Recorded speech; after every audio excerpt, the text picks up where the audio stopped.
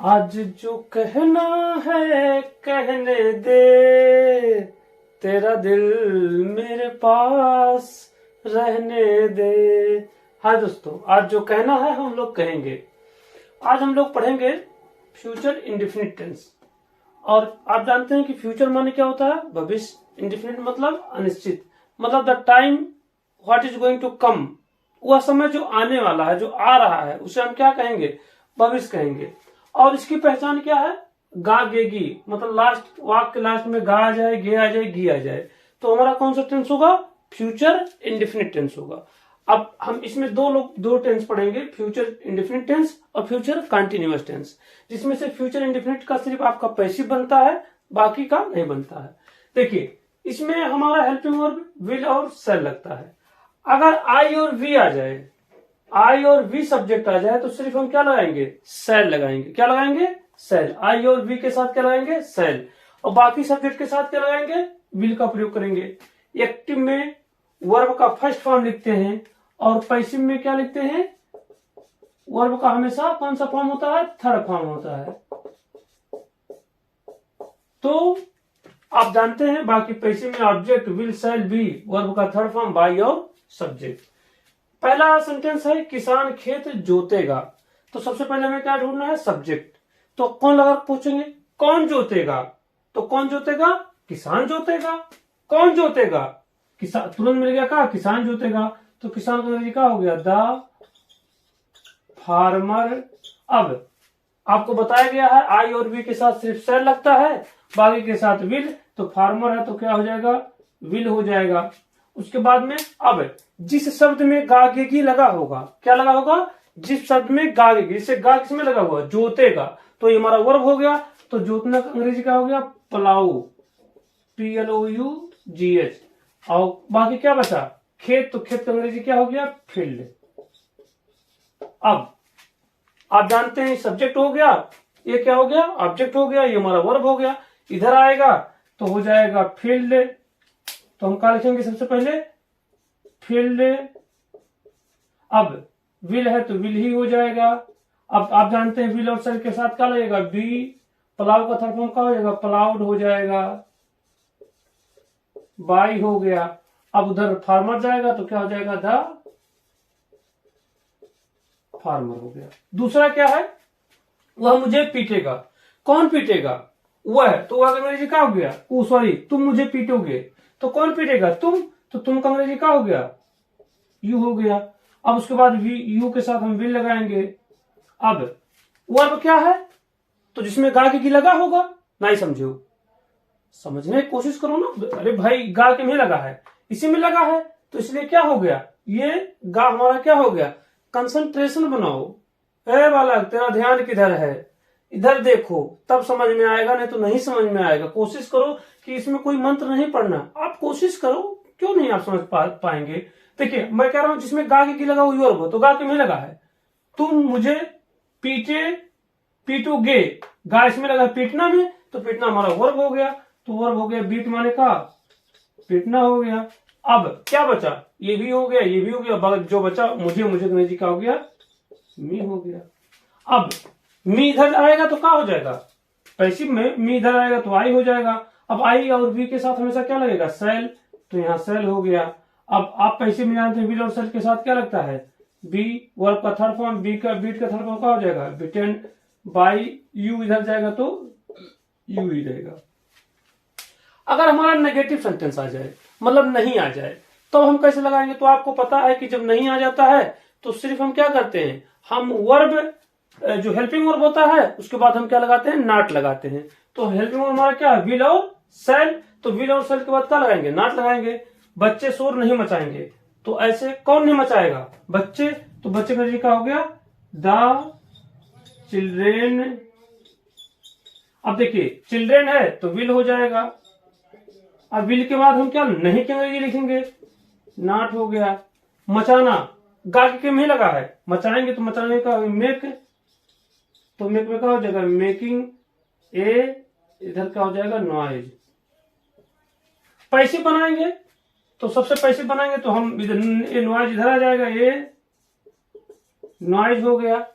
उसके बाद में विल हो गया, उसके बाद क्या हो जाएगा विल नॉट, फिर बी, मेक का third form made by the children.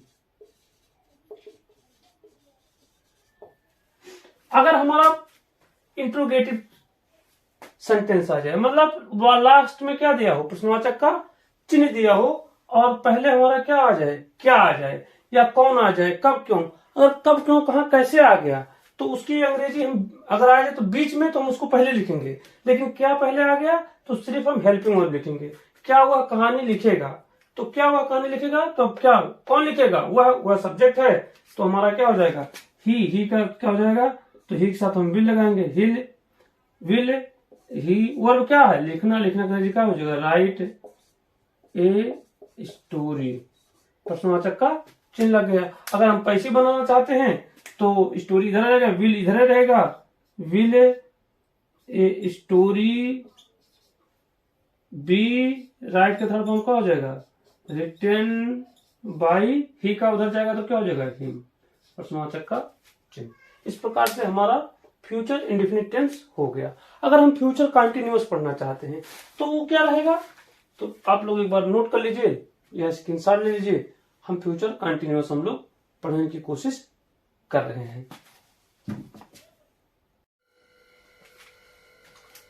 आज हम लोग क्या पढ़ेंगे, फ्यूचर कंटिन्यूअस टेंस, जिसकी पहचान क्या है, रहा होगा, रही होगी, रहे होंगे। आप जानते हैं 4 ऐसे टेंस होते हैं जिसका हम लोग पैसिव नहीं बनाते हैं। 3 तो present perfect continuous, past perfect continuous, future perfect continuous और फ्यूचर कंटिन्यूअस। फ्यूचर कंटिन्यूअस चाहेंगे तो बन जाएगा, लेकिन इन चारों का माना जाता है बेसिकली कि पैसिव नहीं बनता है। पहचान क्या होगा, रहा होगा, रही होगी, रहे होंगे। जब आ जाए तो हम क्या करेंगे, फ्यूचर कंटिन्यूअस टेंस का उसको मानेंगे। हम सब्जेक्ट के साथ विल या शैल के साथ बी लगाते हैं, वर्ब में आईएनजी और ऑब्जेक्ट। आई और वी है तो क्या लगाएंगे, शैल लगाएंगे। बाकी सब्जेक्ट के साथ क्या लगाएंगे, विल लगाएंगे। तो सबसे पहले अगर मुझे ट्रांसलेशन करना हो तो हम लोग घास काट रहे होंगे, हम कौन लगाकर पूछेंगे, कौन काट रहा होगा, तो सबसे पहले क्या पता चलेगा, हम कौन काट रहा होगा, हम लोग काट रहे होंगे। तो आई और वी के साथ सिर्फ क्या लगता है, शैल, बाकी के साथ क्या लगेगा, विल। तो हम लोग है तो हम लोग का मतलब वी, अब वी के साथ क्या हो जाएगा, शैल। अब आपको पता है विल और शैल के साथ क्या होना चाहिए, बी होना चाहिए, बी हो गया। अब वर्ब, वर्ब में हम क्या लगाएंगे, आईएनजी। अब रहा रही के बगल में जो होगा वर्ब होगा, तो रहा के बगल में क्या है, काट, तो काट अंग्रेजी क्या हो गया, कट हो गया। कट में क्या हो जाएगा, कटिंग हो गया। और बाकी क्या हो गया, घास, घास अंग्रेजी क्या हो गया, ग्रास। ध्यान दीजिए, आप ध्यान देते नहीं है, इधर उधर ध्यान देते हैं। अब अभी दूसरा कोई रोड पर अभी कोई जा रहा है सुंदर सा बन चुन के, तो अभी उसी को देखोगे आप लोग। अब यहाँ पढ़ाया जा रहा, ध्यान नहीं देते हो, तो ध्यान दोगे, ना समझ में आया तो you can ask me every time. क्योंकि ऐसा नहीं कि आपके पास दिमाग कम, आप नहीं समझ सकते हैं। Definitely you can understand properly, but will have to focus, concentrate your mind on the white board. हम बार बार I am saying you that, समझ में नहीं आता तो बार बार आप पूछिए। I am ready to speak and explain you, but concentration करो। हमेशा किसी और के ख्यालों में खोए रहते हो, कि सपना देखते रहते हो दिन में भी, कैसी होगी, कब आएगी परियों की रानी हमारी, तो उस पर मना ध्यान दो, यहाँ आओ ध्यान दो। तुम फूल तोड़ रहे होगे, अब देखिए तुम फूल तोड़े, कौन लगाकर पूछेंगे, कौन तोड़ रहा होगा, ऐसे लगाओ जिसे है तुम फूल तोड़ रहे होगे। आप जानते हैं फ्यूचर कंटिन्यूअस टेंस में रहा होगा, रही होगी, तो रहा हो गया है, तुम फूल तोड़ रहे होगे, कौन तोड़ रहा होगा, तो तुम तुरंत आ गया, क्या आपका तुम आ गया, तो तुम का अंग्रेजी क्या हो जाएगा, यू हो जाएगा। अब आई और वी के साथ सिर्फ सर लगता है, तो वी है तो विल आ गई, यू है तो विल लग जाएगा। अब उसके बाद में विल सर के साथ बी हो जाएगा। अब वर्ब क्या हमें, रहा होगा, रहे के बाद में वर्ब होगा, तो तोड़ना क्या हो गया, वर्ब। तो पलक माने का तोड़ना, तो पलक में क्या हो जाएगा, पलटिंग फ्लावर, फ्लावर की अंग्रेजी फूल की अंग्रेजी फ्लावर। अगर नहीं आ जाए, सपोज दैट नेगेटिव सेंटेंस हो जाए, तो नेगेटिव सेंटेंस हो जाए तो आप जानते हैं हेल्पिंग वर्ब के बाद तुरंत नॉट लगाते हैं हम। तो हेल्पिंग वर्ब हमारा विल या शैल है, तो वह गीत नहीं गा रहा होगा, कौन नहीं गा रहा होगा, वह, तो वह अंग्रेजी क्या हो जाएगा, ही। अब विल या शैल, तो ही है तो विल लगेगा। अब जानते हैं विल या शैल के बाद तुरंत हम हेल्पिंग वर्ब लगाते हैं, तो यहाँ नॉट हो गया। अब उसके बाद बी होगा। वर्ब क्या, रहा के बगल में क्या, गा, तो गाना गाने का हो गया सिंग।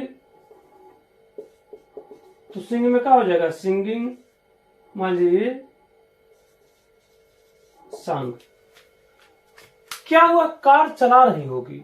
अगर क्वेश्चन वर्ड आ जाए और क्या स्पेशली पहले आ जाए, तो इस क्या की अंग्रेजी हम व्हाट नहीं लिखते हैं, हम इस क्या की अंग्रेजी सिर्फ उस टेंस का हेल्पिंग वर्ब लिख देते हैं। मतलब विल या शैल लिख देंगे, दोनों में से एक, तो वह क्या हो जाएगा, क्या बन जाएगा, क्या बन जाएगा। तो वह कार चला रही हो, कौन चला रही होगी, वह है, तो वह है तो लड़की है, वह है लड़की, लड़का नहीं समझ पाते हो। हमें तो लग रहा है 2-4 लोग ऐसे हो जाएंगे तो बुझ ही नहीं पाए। लेकिन इस दुनिया में जानते हैं, कुछ काम अभी कोई लड़की लड़के का कपड़ा पहनकर घूमे तो कोई बात नहीं है, घूमती रहो। लेकिन कोई लड़का लड़की का कपड़ा पहन ले तो देखिए कितना कमेंट आने लगते हैं। इस दुनिया की साइकोलॉजी है।